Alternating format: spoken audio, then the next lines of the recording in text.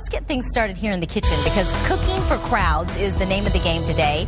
Because as you know, it is extremely common during the holidays, and you know, when you have a lot of hungry mouths to feed, it's not always easy to find a meal that's sort of the universal crowd pleaser. But I think I have one for you today. And it comes from Chef Brian from the Capitol Grill. He's preparing a roasted beef tenderloin with this amazing glaze. Yeah. It's good to have you in the kitchen. Thank you. It's good to be back. So we're doing a whole roasted beef tenderloin.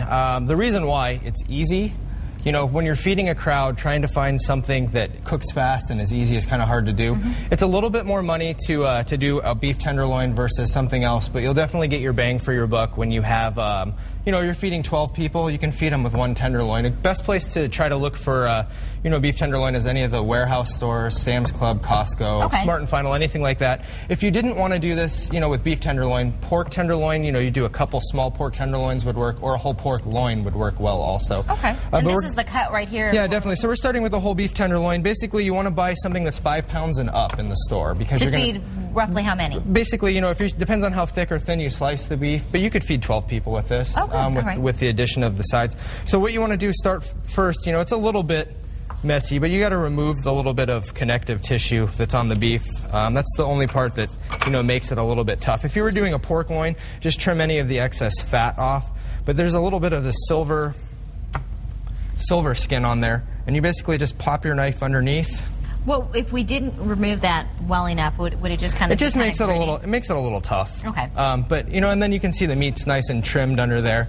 It doesn't look like it's a real fatty cut. No, beef tenderloin is a very lean cut of meat. And the reason why I like to do beef tenderloin is you can see the tenderloin is thin on the ends and thick in the middle. So if you have a lot of, you know, people that you're cooking for, not everybody likes the same temperature. So if you cook the middle to medium rare, your ends will be well done. You'll have medium well parts, and then you'll have mid-rare parts. So you can really appease So you really the whole can crowd. feed everybody, because you're able to, you know, have all the temperatures. So we're going to make a really nice glaze / marinade for this. We're going to start in a warm pan with a little bit of bourbon. And you want to be careful if you have a gas stove at home to make sure you remove it from the heat so you don't start a fire. A little bit of bourbon, a little bit of chicken broth. You get a little bit, you know, if you have kids, you can alleviate the bourbon and just... What's the bourbon? You know, it adds a really nice, you know, backdrop flavor. You get a little, you know, hint of that, you know, the smoky flavor. And if you didn't want to do that, you could add something else. Just a little bit of brown sugar in.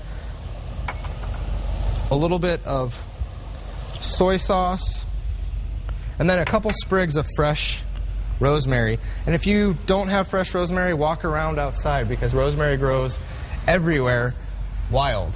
You know, I have some in my front yard. It's the... So you just go and you pull it out of the front yard? Pull a sprig, wash it off, have the kids go out and get it. Brian's house. Yeah, next time and grab a sprig. So you want to reduce it down. And basically what you're going to do is when you have your liquid cooking, you're going to remove half of it. Once it comes to a boil like this, you want to pull half of the liquid out, because you're going to chill it down and use it as a marinade for the meat. Oh, okay.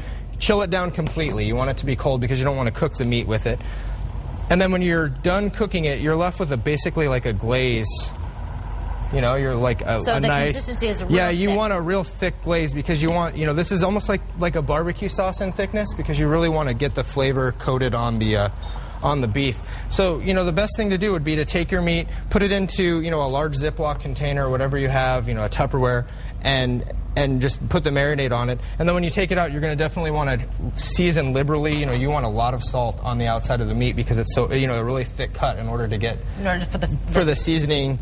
The seasoning to go through. Okay. So, and I've got one that we've already kind of started with salt and pepper that I popped into the oven that we'll have and we'll continue to cook as we go along. Sounds good. Sounds good. Okay, so coming up in the next segment, though, we're going to be...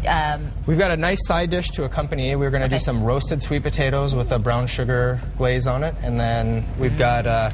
you know, we'll finish, you know, cooking off the meat, getting it nice and lacquered and glazed, and then we'll assemble. Are you kind of immune to your mouth watering because you've been preparing it already? I have. Like, my mouth is watering. I have been. But it's a great alternative to turkey, too, if you have a lot of people that don't like turkey. All right. We're in. We're totally in. The holidays, crowd pleaser, this is one for sure.